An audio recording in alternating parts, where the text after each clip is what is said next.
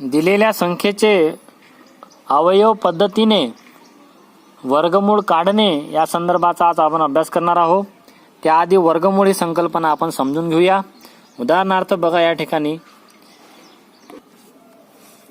जसं आपल्याला एक संकल्पना मागे आपण समजून घेतली होती की कोणत्याही संख्येचा घातांक जर 2 असेल तर त्याला आपण वर्ग वाचत आहे आणि घातांक 3 असेल तर त्याला आपण घन वाचतो.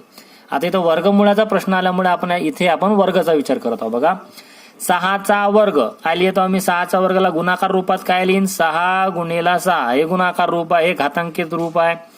हा घातांक हा पाया आहे, या संदर्भाचा आपण अभ्यास केलेला आहे. तर 6 गुणिले 6 किती झाले रे बाबा? 36 झाले. होईल म्हणजे 6चा वर्ग किती झाला?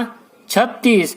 तर याच्या उलट जेव्हा आपण वाचन करतो तेव्हा आपल्याला वर्गमूळाची संकल्पना समजते की 6चा वर्ग जर 36 आहे तर 36चे वर्गमूळ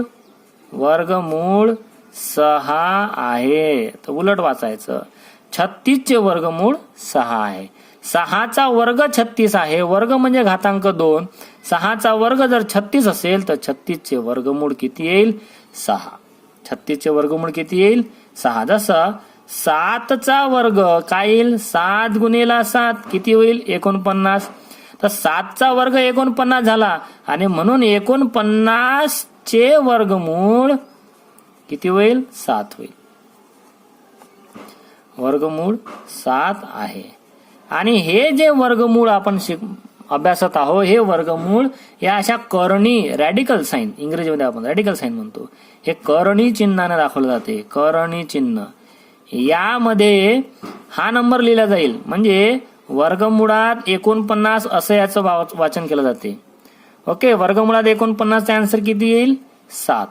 म्हणजेच 49चे वर्गमूळ आपण अशा प्रकारे लिहितो. 49चे वर्गमूळ हे जे इतके सेंटेन्स जे दिलेलं आहे ना मी, हे कसं लिहावं लागेल आपल्याला? असं लिहावं लागेल. 36चे वर्गमूळ कसं लिहावं लागेल आपल्याला? वर्गमुळात 36. आईला आपण वर्गमुळात 36 बरोबर किती लिहावं लागेल? 6. बरोबर किती लिहावं लागेल? 7. जर आपण ऋण 8चा वर्ग केला तर काय लक्षात येते? ऋण 8चा वर्ग. ऋण 8चा वर्ग म्हणजे काय? ऋण 8 गुणिला ऋण 8. ऋण 8 गुणिला ऋण 8. तर 8 8 किती मिळेल? 64. आणि दोन्ही ऋण असल्यामुळे आन्सर काय मिळेल? धन 64. तर ऋण 8चा वर्ग सुद्धा किती झालाय? 64 झालाय. आणि म्हणून 64चे वर्गमूळ किती येईल? ऋण 8 येईल. आणि आपल्याला माहित आहे 64चे वर्गमूळ 8 पण येते. काय ते? कारण 8चा वर्ग सुद्धा 8 गुणिला 8 केलं तर किती मिळते? 64 मिळते. आणि म्हणून 64चे वर्गमूळ आपल्याला किती मिळेल? ऋण 8 आणि धन 8 दोन्ही मिळते. म्हणून संख्येला जे वर्गमूळ मिळत आहे ते एक तर ऋण असू शकते किंवा ऋण असू शकते किंवा धन असू शकते. पण व्यवहारामध्ये आपण फक्त काय करतो? धन संख्येचाच वापर करत असल्यामुळे आपण धन 8चाच विचार इथे करणार आहोत. तर लक्षात घ्या, वर्गमुळात 49चे 2 उत्तर मिळू शकतात आपल्याला, किंवा 49चे वर्गमुळाचे आन्सर 2 मिळू शकतात, धन 7 किंवा ऋण 7. कारण ऋण 7चा जरी आपण वर्ग केला तरी ऋण 7 गुणिला ऋण 7 बरोबर धन 49च मिळते. म्हणून 49चे वर्गमूळ हे धन 7 असू शकते किंवा ऋण 7 असे सुद्धा असू शकते. तर हे पूर्ण वर्ग संख्येचे वर्गमूळ आता आपल्याला पूर्ण वर्ग म्हणजे 7चा वर्ग जसा 49 आहे तर 49चे वर्गमूळ 7 आहे. तर अशा संख्यांचे अवयव पद्धतीनं आपण काय पाहणार आहोत? वर्गमूळ काढणे. तर सगळ्यात पहिलं एक्झाम्पल बघूया आपण 36चं. तर 36चं वर्गमूळ 6 कसं येते ते आपण बघूया. ओके, 36चं वर्गमूळ बघा. 36च्या एकक स्थानी किती आहे? आपण अवयव पाडणे याचा अभ्यास मसावी आणि लसावी मध्ये केलेला आहे. ओके, मी त्याचा व्हिडिओ बनवलेला नाही आणखी, पण मी त्याचा व्हिडिओ बनवणार आहे. तर थोडंसं आपण त्या संदर्भाने समजून घेऊया. काय लक्षात घेऊया आपण की 36च्या एकक स्थानी 6 आहे आणि ज्या संख्येच्या एकक स्थानी 0, 2, 4, 6 किंवा 8 अशा संख्या असतात त्या संख्येला 2 ने निश्चेष भाग जातो. मग आता आपण 36ला जर 2 ने निश्चेष भाग दिला, 36ला जर आपण 2 ने निश्चेष भाग दिला तर आपल्याला किती आन्सर मिळते बघा? बे 1 उरला, खाली घेतले 6 आणि 2 8 16. तर आपला भागाकार आला 18. तर लक्षात घ्या, हा या दोघांचा काय करायचा आपल्याला गुणाकार या ठिकाणी लिहायचा आहे. म्हणजे 2 गुणिला 18, 2 गुणिला 18 हे झाले आपला पहिला अवयव. 2 गुणिला 18 काय केलं बघा, 36च्या एकक स्थानी 6 आहे. म्हणजे माझ्या लक्षात आलं की आता याला 2 ने निश्चित भाग जातो. 2 ने निश्चित भाग गेल्याच्या नंतर आपण त्याचा आन्सर येतो 18. या दोघांचा गुणाकार आहे की नाही. म्हणजे ते म्हणतो ना आपण भाज्य बरोबर भाजक गुणिला भागाकार अधिक बाकी. तर भाजक आणि भागाकाराचा गुणाकार या ठिकाणी आपण लिहितो. भाजक आणि भागाकार. तर भाजक आणि भागाकाराचा गुणाकार लिहिला आहे. तर याच्या आता अवयव पडू शकत नाही 2चे अवयव, म्हणून 2 जसेच्या तसे, कारण 2 मूळ संख्या आहे. पुन्हा या 18चे अवयव काय पडेल, 18च्या एकक स्थानी किती आहे 8 आहे. तर ज्याच्या एकक स्थानी 0, 2, 4, 6, 8 असतात त्याला 2 ने निश्चित भाग जातो. म्हणून 18ला जर 2 ने निश्चित भाग दिला तर 2 9 18 होईल ना. 2 ने जर 18ला भाग दिला तर 2 9 18 होईल. 2 9 18. पुन्हा आपल्याला काय करायचं आहे, भाजक आणि भागाकाराचा गुणाकार या ठिकाणी लिहायचा आहे. हा 2 इथला आहे बघ. ओके, 18चे अवयव आता असे पडलेले आहे 2 गुणिला 9. तर आता या ठिकाणी 2 जसेच्या तसे मूळ संख्या आहे, 2 मूळ संख्या आहे आणि 3 9चे अवयव पडू शकतात, कारण 9 ही संयुक्त संख्या आहे. तर 9चे अवयव पडायला 2 ने भाग जाणार नाही, तर 3चा विचार करू आपण. 9ला 3 ने भाग जातो. 3 त्रिक 9 बघा, 3 ने 9ला भाग दिला तर 9 3 त्रिक 9 आले. तर भाजक आणि भागाकाराचा गुणाकार या ठिकाणी आपण लिहिलेला आहे 3 त्रिक 9. आता आपण चेक करून घेऊया, कारण 2 2 आणि 3 3 या सगळ्या मूळ संख्या आलेल्या आहे. आपलं उत्तर बरोबर आहे की नाही ते चेक करून घ्यायचं बघा प्रत्येक वेळेस.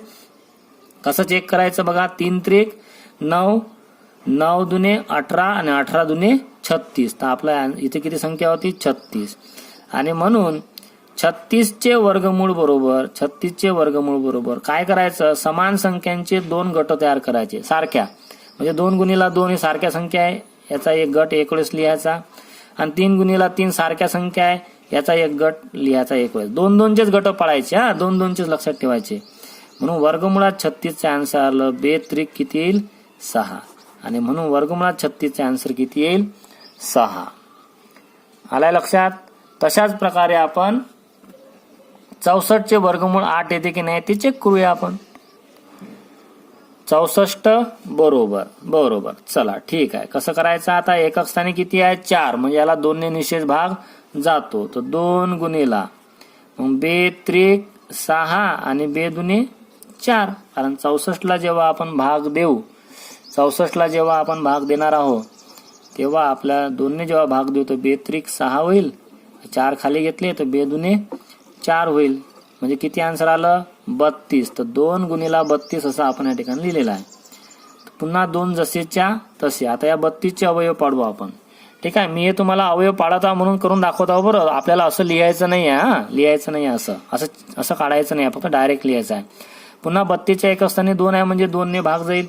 2 ने आता पुन्हा 32ला भाग दिला तर 2 1 खाली उरला, 2 खाली घेतले तर 2 सख 12. तर किती आलं 16. तर 2 गुणिला 16, तर 2 गुणिला 16. ओके, हा 2 जसाच्या तसा, हा 2 जसाच्या तसा. आता 16चे अवयव पाडू आपण. 2 8 16. पुन्हा हा 2 जसाच्या तसा, हा 2 जसाच्या तसा, हा 2 जसाच्या तसा. पुन्हा 8चे अवयव पाडू. 2 चौक 8. पुन्हा हा 2 जसाच्या तसा. बरोबर एका खाली एक लिहिणं चालू करायचं, म्हणजे आपण कुठेच चुकत नाही. या 4चे अवयव पडेल 2 गुणिला 2. हे झाले 64चे अवयव. चेक करून घ्यायचे अवयव. शेवटी आपले अवयव चेक करायची सवय लावायची आपल्याला. 2 दुने 4, 4 दुने 8, 8 दुने 16, 16 दुने 32 आणि 32 दुने 64. ओके, तर 64 संख्या आपल्याला मिळालेली आहे. म्हणजे आपला अवयव या ठिकाणी थांबलेला आहे, कारण आता 2चे अवयव पडणार नाही, कारण 2 ही मूळ संख्या आहे, प्राईम नंबर आहे. ओके, काय सांगितलं मी वरच्या एक्झाम्पल मध्ये, 2 2चे गट तयार करा. हे 2 सारखी संख्या याचा एक गट, हे 2 सारख्या संख्या याचा एक गट, हे 2 सारख्या संख्या याचा एक गट. हा गट किती वेळेस लिहायचा एक वेळेस. या दोघांचा 2चा गट एक वेळेस, या दोघांचा 2चा गट एक वेळेस, या दोघांचा 2चा गट एक वेळेस. तर वर्गमुळात 64 बरोबर 64 नाही लिहायची इथं, आता वर्गमुळात 64 लिहायचे. जसे तुम्ही गट पाडले तशी ही संख्या वर्गमुळात लिहायची. तर वर्गमुळात 64 बरोबर 2 दुने 4 आणि 4 दुने 8. बघा, म्हणून 64चं वर्गमूळ किती आलेलं आहे 8 आलेलं आहे. ओके, आता मोठी संख्या घेऊया आपण जराशी. आता आपल्याजवळ संख्या आहे ती 441. तर याच्या 41च्या 441च्या एका स्थानी 1 आहे म्हणजे 2 ने निश्चित भाग जाणार नाही. मग आपण 3चा विचार करतो बघा. 2 नंतर 3 नंतर 5 नंतर 7 नंतर आपल्याला विचार करायचा 11चा 13चा अशा मूळ संख्या आपल्याला शोधायच्या आहे. तर 2 ने जाणार नाही म्हणून आपण 3चा विचार करतो. 3ची कसोटी काय सांगते, संख्येतील अंकांच्या बेरजेला जर 3 ने निश्चित भाग जात असेल तर त्या संख्येला 3 ने निश्चित भाग जातो. तर 4 आणि 4 8 आणि 1 किती होतात 9. तर 9ला 3 ने निश्चित भाग जातो म्हणजे 441ला सुद्धा 3 ने निश्चित भाग जातो. भाग देऊन बघायचा. 441ला 3 ने निश्चित भाग द्यायचा. 3 1 3 किती उरला 1 खाली घेतले 4. ओके. तर 3 चौक 12 उरले 2 खाली घेतला 1 तर 3 7 21. तर आपला आन्सर आला 147. तर 3 गुणिला 147 लिहू आपण. ओके. मग हे 3 जसेच्या तसे कारण 3 मूळ संख्या आहे. तर पुन्हा 2 ने निश्चित भाग जाणार नाही. एकवेळेस गेला नाही तर डबल त्याला भाग जाणारच नाही, तुमच्या गणितात येणारच नाही ते. फक्त 2 पासून सुरुवात करायची. 2 नंतर 3 3 नंतर 5 असे नंबर जर घेतले तर ते रिपीट होणारच नाही डबल. म्हणजे भाग एक वेळेस सुटला की सुटलाच. तर 4 आणि 7 आणि 4 11 11 आणि 1 12 पुन्हा 12 बेरीज झाली म्हणजे 3 ने निश्चित भाग जातो. 3 ने निश्चित भाग देऊया आपण. 3 चौक 12 मग 14तून 12 गेले तर 2 राहिले खाली घेतले 7 संख्या तयार झाली 27. तर 3 9 27 पहा असे भाग देता येईल आपल्याला. 3 हा 3 जसाच्या तसा. आता 49 चे अवयव पडन 7 गुणिला 7. तर 441 चे अवयव पडलेला आहे 7 गुणिला 7 गुणिला 3 गुणिला 3. आता 3 3 सारख्या संख्या याची एक जोडी, 7 7 सारखी संख्या याची एक जोडी. सारख्या संख्येच्या जोड्या पाडायच्या. 3 3 7 ने पाडायची. तर ही जोडी एक वेळेस लिहायची आणि ही जोडी एक वेळेस लिहिली आपण. तर 441 हे डायरेक्ट वर्गमुळात लिहायचं आहे. 441 चे वर्गमूळ किती आलेला आहे 21. कारण 21चा वर्ग 441 होतो आणि म्हणून 441चं वर्गमूळ किती झालेलं आहे 21 झालेला आहे. तर अशा प्रकारे मूळ अवयव पद्धतीनं आपण सुद्धा संख्यांचे वर्गमूळ काढू शकतो. फक्त लक्षात ठेवायचं आहे जेव्हा आपले फायनल अवयव पडून जाईल, आता अवयव पडत नाही बा पुढे, असे जेव्हा आपल्याला संख्या मिळतील तेव्हा सारख्या सारख्या संख्येचा गट तयार करायच्या 2 2 चे. कारण वर्गमूळ असल्यामुळे जेव्हा आपण घनमूळ काढतो तेव्हा 3 3 चे गट करावे लागतात. हे वर्गमूळ असल्यामुळे आपल्याला 2 2 चेच गट तयार करायचे आहे. कारण हा वर्ग होतो ना, 7 गुणिला 7 म्हणजे 7चा वर्ग, 3 गुणिला 3 म्हणजे 3चा वर्ग. आणि म्हणून यामध्ये आपल्याला 2 2 चेच गट तयार करायचे आहे. 2 2 चे गट आपण तयार केले. तो गट एक वेळेस लिहायचा आहे, इथला एक गट एक वेळेस लिहायचा आहे आणि मग त्या दोघांचा गुणाकार लिहायचा आहे 21. तर अशा प्रकारे आपण एक्झाम्पल सॉल्व्ह करू शकतो. तर एक एक्झाम्पल मी तुम्हाला देतो आहे 169. हे तुम्हाला शोधायचं आहे, होमवर्क साठी देतो आहे मी तुम्हाला 169 आणि दुसरं देतो आहे 900. ओके. तर यांचं तुम्ही अवयव पाडून बघा आणि त्यांचं काय वर्गमूळ येते ते तुम्ही मला कमेंट बॉक्समध्ये सेंड करा. व्हिडिओ आवडला असेल तर लाईक करा, शेअर करा आणि चॅनलला सबस्क्राईब सुद्धा करा. Thank you very much.